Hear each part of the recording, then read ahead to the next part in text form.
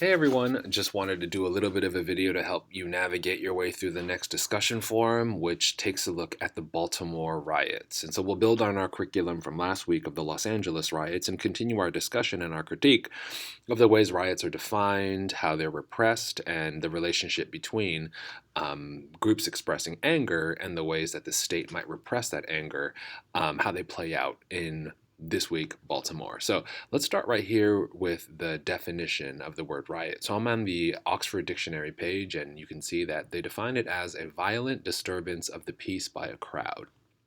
I want you to focus on two major words here. One is violent, and the other word is peace.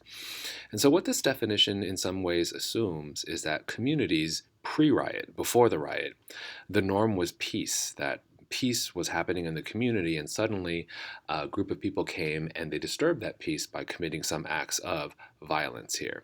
And so we want to challenge that a little bit, and we want to think about, were acts of violence or was there sustained violence in these communities before a quote-unquote riot occurred? And so what Dr. Martin Luther King Jr. might describe this as is a negative peace. Before the riot, forms of violence like poverty and forms of violence like state repression. These were things that were happening in places like Baltimore.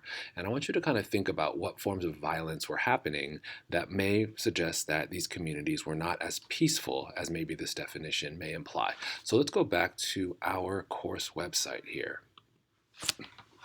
And so this week, I want you to take a look at Michelle Alexander's chapter, The Color of Justice, which does specifically talk about Baltimore in a lot of cases and really kind of give some of the historical context, the relationship between Baltimore and the criminal justice system, to think about the ways that negative pieces, right, like this idea that there may not be a riot, but violence was happening in these communities before the Freddie Gray incident. And I want you to take a look specifically at this Washington Post article right here, From Ferguson to Baltimore, The Consequence of Government-Sponsored Segregation. What you can kind of see here is that the article implies that the Freddie Gray incident was not necessarily the only cause of a riot. It wasn't that people were angry just about the murder of Freddie Gray, but they were angry about a lot of other things that were happening before Freddie Gray, and Freddie Gray was the tipping point. And so I want you to go ahead and click on the militarization of the police as well.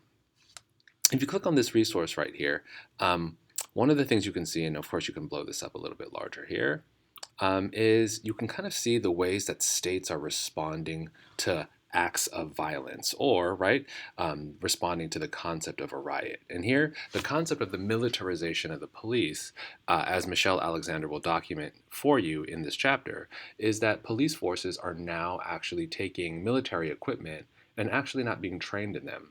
And military equipment, which is designed for, right, use on quote-unquote enemy soil, is now being used on local citizens. And so I want you to kind of think about some of the things that are happening with the militarization of the police.